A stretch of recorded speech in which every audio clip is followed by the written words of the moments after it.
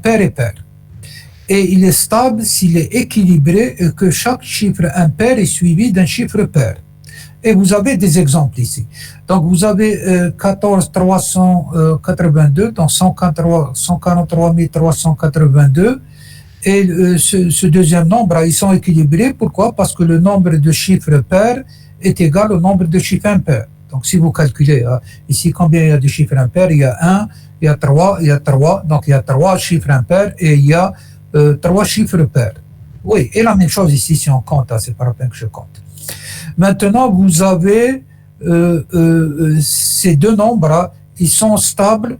Pourquoi? Parce que le nombre de chiffres pairs est égal au nombre de chiffres impairs et vous avez chaque chiffre impair est suivi d'un chiffre pair. Donc vous avez 1, le premier chiffre impair est suivi d'un chiffre pair qui est 4. Ensuite, 7, c'est un chiffre impair, il est suivi du chiffre pair.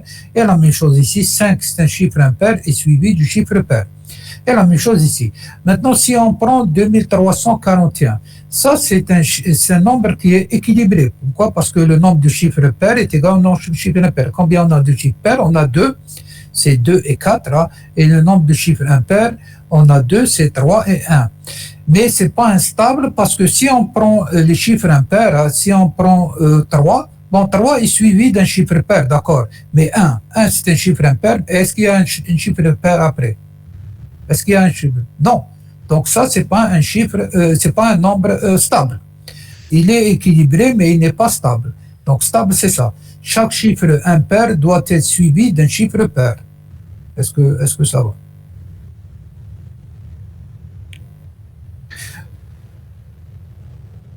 Oui, donc pour déterminer équilibré, donc ça c'est simple la première question, je pense. Hein. Oui, on va déterminer si le nombre est équilibré. Donc on va donc première des choses, il faut que le nombre de chiffres soit nombre pair, hein, c'est ça. Donc ici on compte le nombre, déterminer si le nombre est équilibré. Équilibré est vrai. Si n mod 2 est égal à 1, c'est-à-dire le nombre de chiffres n'est pas pair, hein, bien sûr il n'est pas équilibré. Maintenant, si le n ici est égal à est pair, hein, bien sûr, on va compter combien il y a de nombres pairs et combien de nombres impairs. Donc, on initialise les deux compteurs ici à 0 et on va aller pour i de 1 à n. Si t de i, donc t c'est un tableau bien sûr qui contient les chiffres. Hein. Si t de i mod 2 est égal à 0, ça veut dire que le chiffre est pair, on incrémente le nombre de pairs. Et s'il n'est pas pair, bien sûr, il est impair. Un chiffre, soit il est pair, soit il est impair. Si le nombre pair est différent de nombre impair, équilibré à faux. Donc le nombre n'est pas équilibré.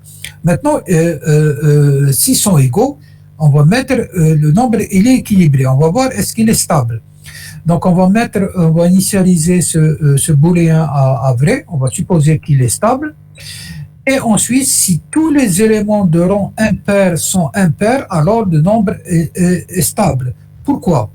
Parce que pour qu'un nombre, il doit être suivi, un nombre impair doit être suivi du nombre pair. Ça veut dire que le premier, ça veut dire que le dernier ne peut pas être impair. Parce que si le dernier est impair, il n'aura pas de pair après. Est-ce que d'accord? Est-ce que c'est lui qui a posé la question? Si le dernier est impair, est impair, oui, le nombre ne peut pas être stable.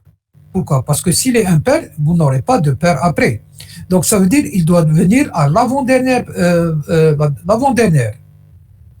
position. Est-ce que vous êtes d'accord? Exactement. Tel est le kharani, c'est ça. Tel est يكون pair. Donc هذا يكون impair. Mais le nombre, combien on a d'éléments? Combien d'éléments? On doit avoir un nombre pair d'éléments. On doit un nombre pair.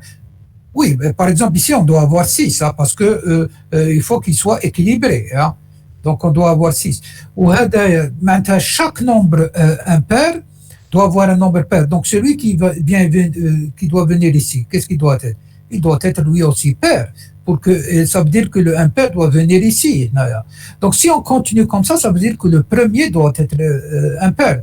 Et dans ce cas, bien sûr, ça veut dire que les éléments dont les positions sont impaires doivent être impairs. est-ce que راكم تتبعني؟ Impair. Les positions impaires doivent contenir les nombres impairs. Les positions impaires doivent contenir les nombres impairs. Et c'est ce qui est écrit ici. Tous les éléments de rang impair doivent être impairs. Et la même chose, tous les éléments de rang pair doivent être pairs. C'est à cause de ça. Parce que le dernier élément ne peut pas être impair. Parce que s'il est impair, vous n'aurez pas de pair après. Donc ça veut dire que le tali, comme le camarade a dit, le kharani, doit être pair. Donc ça veut dire que celui qui est avant doit être impair. Et la même chose pour les autres.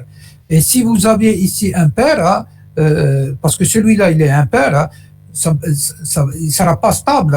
Parce que, pourquoi? Parce que vous aurez un pair après un pair. Donc ça veut dire que le impair doit venir ici. Et celui-là doit être pair.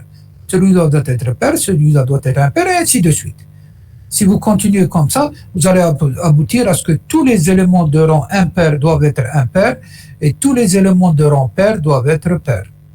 Il suffit de... C'est ça. Oui, c'est ça le raisonnement. Donc il suffit...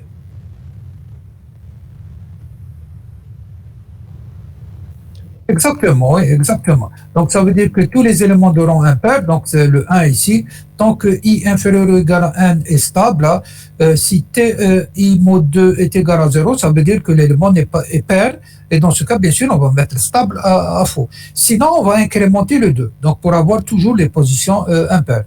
On aurait pu dire une autre solution, si tous les éléments de rang pair doivent être aussi pairs aussi. Tous les éléments de rang pair, et aussi tous les éléments de rang impair sont impairs. Ou bien parce qu'ils sont équilibrés. C'est aussi cette condition.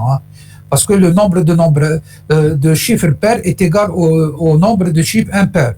Donc c'est pour ça qu'on ne teste pas les pairs ici. Parce qu'on a le même nombre. Parce qu'on a aussi les mêmes nombres. Oui. Donc c'est ça le raisonnement. Parce que le dernier ne peut pas être impair.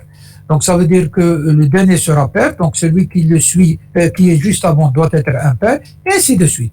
Et celui qui est juste avant ce impair ne peut pas être impair, donc il va être pair, donc celui qui vient avant doit être impair, et ainsi de suite. Donc, et dans ce cas, tous les éléments de position impair doivent être impairs. Donc, est-ce qu'il y a d'autres questions? Il n'y a pas de quoi. Donc, je vais arrêter la séance et à mercredi, Inch'Allah. Bonne journée, monsieur. Oui, à vous aussi.